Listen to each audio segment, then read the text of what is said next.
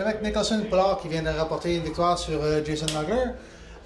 Nicholson, parle-nous un peu comment toi tu as vécu ton combat. Tu as commencé peut-être un peu slow au premier round, parce que tu as trouvé ta cadence par la suite?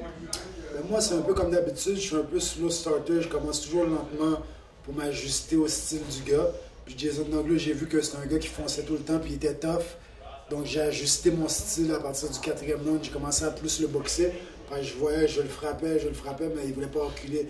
Même si j'avançais sur lui, il ne reculait pas, fait que ça ne me donnait rien d'avancer sur lui. Donc j'ai décidé de boxer en reculant, puis je boxe bien d'habitude en reculant. Donc ça a été ma stratégie pour la fin du combat. En ce moment, lui, je crois qu'il est titulaire d'un titre au niveau canadien, les Milo. Oui, il a été champion canadien Milo, il les a battus tout le monde, il a battu David Whitton, tout le monde.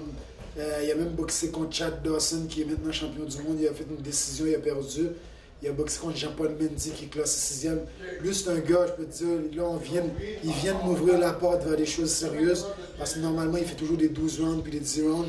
C'est un bon test, puis je pense que j'ai bien réussi ce test-là, donc je vais m'entraîner aussi fort pour le prochain combat. C'est un de tes adversaires probablement les plus. Avec le plus d'habilité, mais tu as quand même eu un combat, somme toute, pas trop difficile. Donc, ça montre une progression de ta part. Ah, c'est sûr, quand je suis en forme, je prends ça au sérieux, puis je suis en forme, je peux boxer. C'est juste des fois, il faut que je m'ajuste au style de l'adversaire parce que c'est des toughs. Puis moi, je suis plus un style technicien. Mais je pense que ça a réussi aujourd'hui avec la stratégie que j'ai optée. Puis finalement, je peux vous dire la vérité, pourquoi que je montais de poids. C'est tellement qu'il fait bien, je commence à avoir peur, prendre une pression. Fait que je suis monté à 175.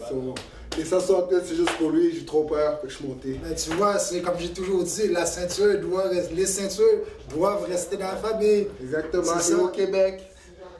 Oui, tu étais le titulaire des super moyens au Québec avant que Nicholson. Vos parents n'auraient pas voulu vous voir un affronter l'autre, non? Non, certainement. Comme les Klitschko? Non, certainement pas. Mais comme que je vous dis, c'est une des raisons pourquoi que je suis monté. Pour pas avoir une deuxième défaite à ma fiche, je suis monté à 175, je ravire le titre à Diacono. On n'a jamais vu ça, deux frères boxer ensemble. Puis ça ne sera pas entre moi puis lui, jamais. On a mis un sparring sur la zone de boxe. mettrait des millions, ouais, ça, le sparring, c'est autre chose. C'est pour s'entraider. C'est une autre chose, mais pas dans un vrai combat. Imagine ma mère, elle capoterait en plus, je lui ai dit salut Brendan! What's up Brendan? What's up Angel?